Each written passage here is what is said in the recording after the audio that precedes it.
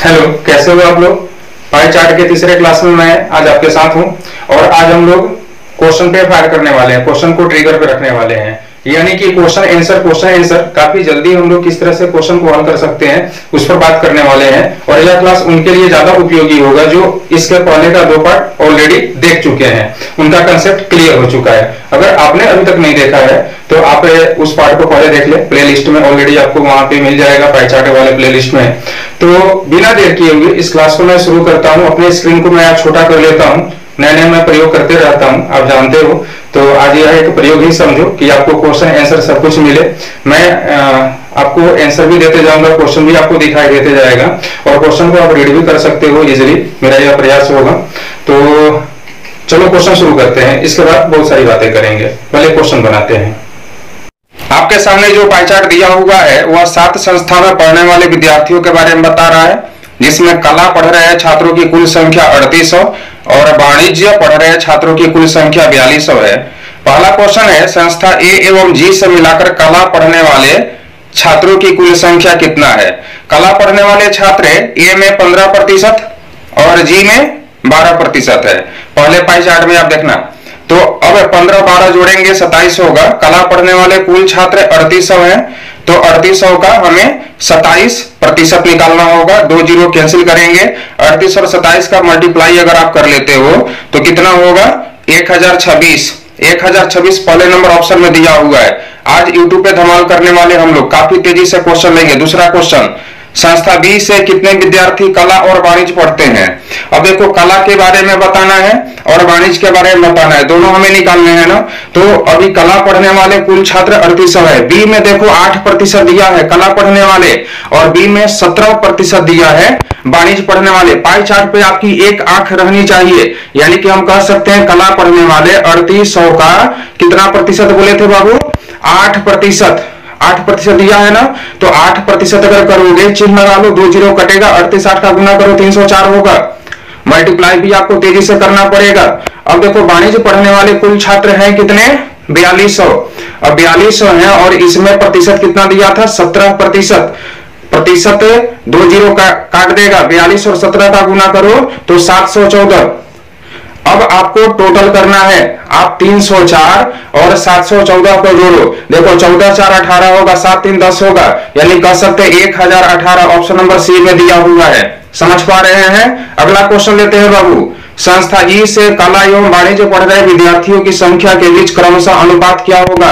अब देखो, कला पढ़ने वाले ई 14%, वाणिज्य पढ़ने वाले में ई 18% है, यानी कि हम कह सकते हैं कि अनुपात अगर बताना है तो कुल संख्या कला पढ़ने वाले का कितना दिया हुआ था, 3800, यानी कि हमें करना होगा 3800 का 14% बटा में 100 ले लेते हैं। अनुपात बताना है 4200, कुल 4200 वाणिज्य पढ़ने वाले और इसका 18% बटा में 100। अच्छा, 100 को तो 100 से कैंसिल कर सकते हैं ना, 2 जीरो और भी कम कर सकते हैं। देखो 14 से 42 को 3 बार में कैंसिल कर लेते हैं और कुछ छोटा किया जा सकता है, 2 से कैंसिल कर लेते हैं 38 को कितना 19 बार में और इधर 18 को 9 बार में, यानी कि हम कह सकते हैं 19:27। देखो ऑप्शन नंबर बी में दिया हुआ है। यूट्यूब पर आज बोले ना, इतने तेजी में क्वेश्चन कभी नहीं देखे होंगे। अगला क्वेश्चन लेते हैं बाबू, संस्था बी एवं डी के कुल मिलाकर कितने विद्यार्थी वाणिज्य पढ़ते हैं। बी और डी मिलाकर और वाणिज्य बोला गया। देखो बी वाणिज्य, दूसरा पाई चार्ट देखना, बी का 17% और डी का 14%, 31 हो जाएगा ना, यानी 4200 का हमें 31% लेना होगा। 17 14 31%, 2 जीरो कैंसिल कर लो, 42 और 31 का गुना करो 1302 होता है बाबू। 1302 दिया हुआ है ऑप्शन नंबर बी में। आ रहा है समझ में। तो इस पाई चार्ट पे जो क्वेश्चन है अभी क्लियर हो रहा है ना सभी। अब देखो दूसरा पाई चार्ट आपके सामने है। इस पाई चार्ट में दिया है, एक स्कूल में पैसे आने का स्रोत क्या है और पैसे का प्रयोग कहां पे हो रहा है। 500 लाख रुपए आ रहे हैं। पहला पाई चार्ट में स्रोत है, दूसरा पाई चार्ट में प्रयोग है। क्वेश्चन है, स्कूल को एनजीओ और आंतरिक स्रोतों से मिली निधि के बीच कितना अंतर होगा। देखो एनजीओ से कितना मिला है, 15% और आंतरिक स्रोत से कितना मिला है, 5%। ऊपर वाले पाई चार्ट में देखना दिया हुआ है ना। अभी टोटल निधि कितना दिया हुआ है, 500 लाख। ऐसे ही आप चुटकी बजाते हल कर सकते हो क्वेश्चन को, यानी 15 और 5 का अंतर तो 10 हो जाएगा, तो 500 का 10% अगर निकाल लेते हैं तो 50 होगा, और पहला ऑप्शन 50 लाख दिया है। चलो मैं लिख लेता हूं।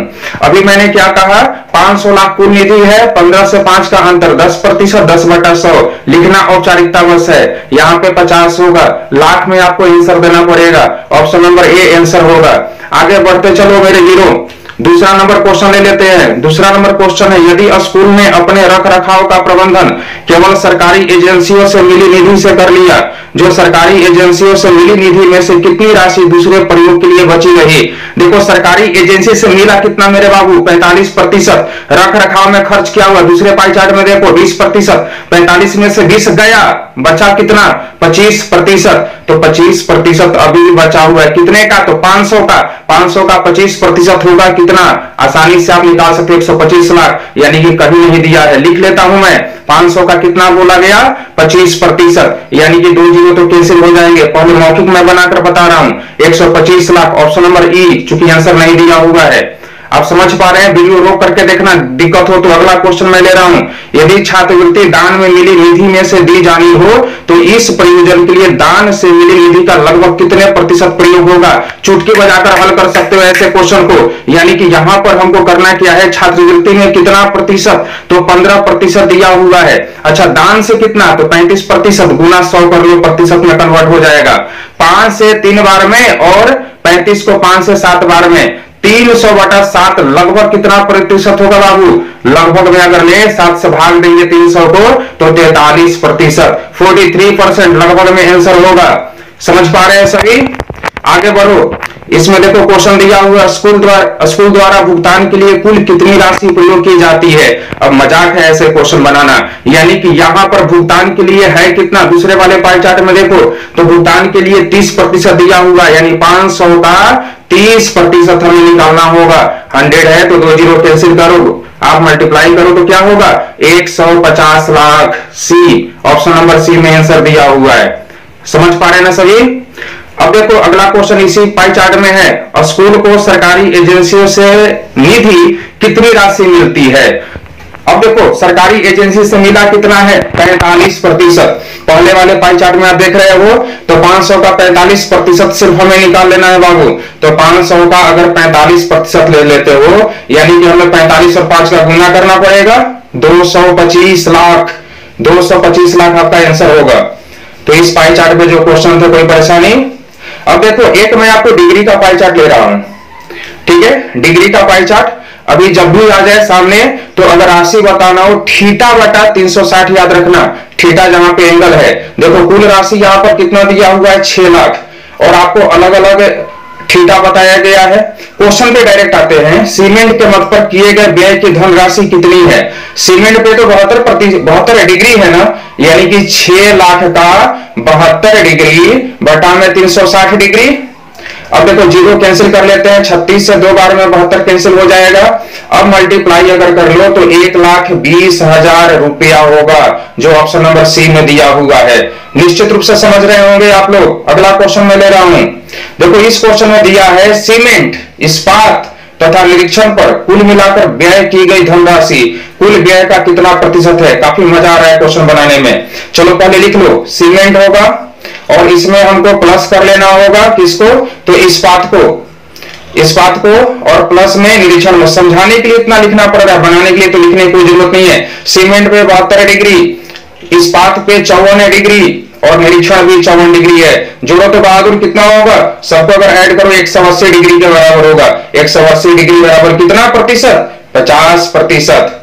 समझ में आ रहा है। आप जानते हो ना 360 डिग्री बराबर 100%, तो 180 50%, ऑप्शन नंबर सी में आंसर दिया है। आगे बढ़ते हैं, एक दूसरा पाई चार्ट लेते हैं।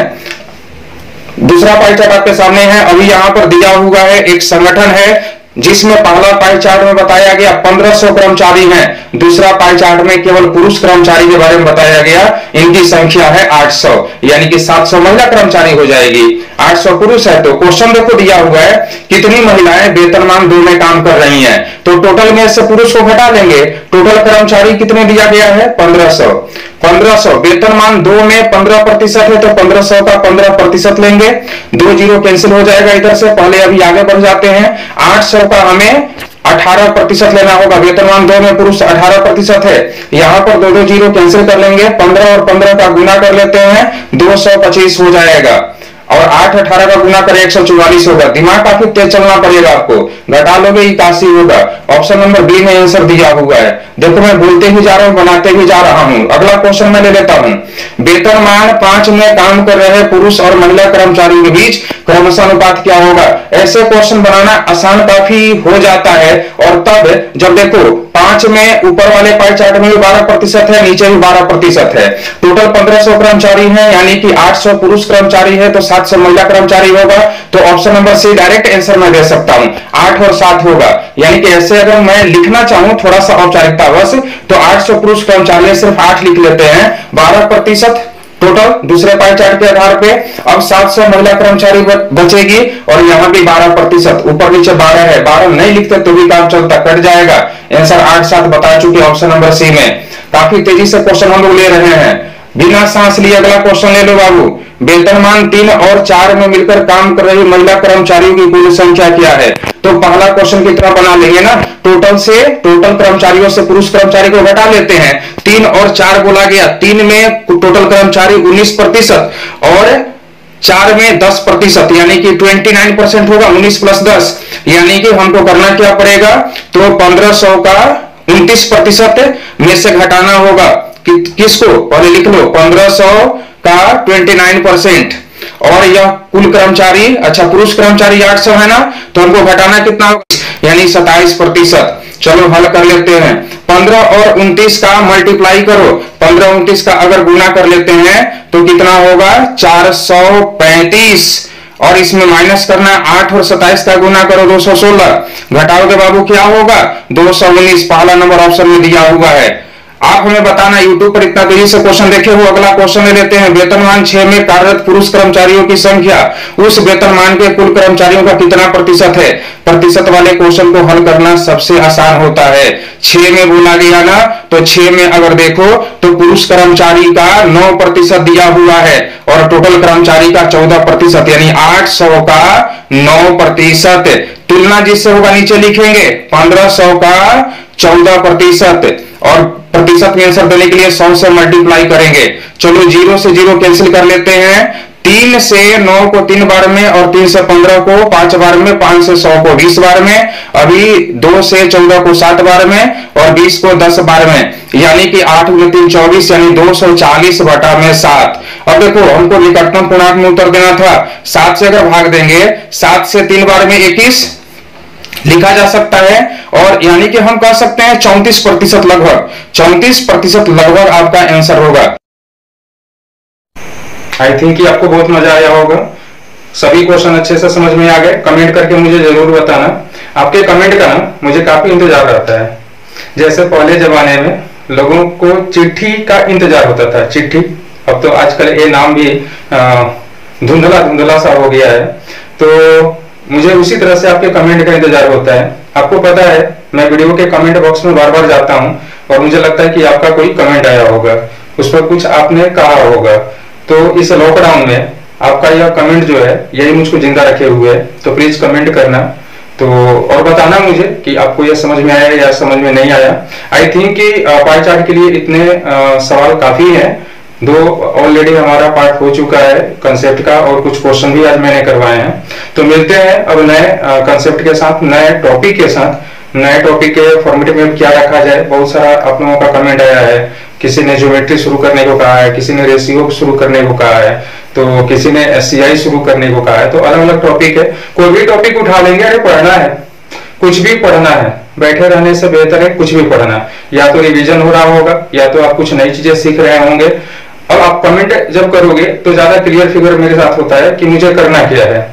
मैं तो आपके आदेशों पर चलता हूँ, है ना। तो मिलते हैं अगले वीडियो में, अपना ख्याल रखना।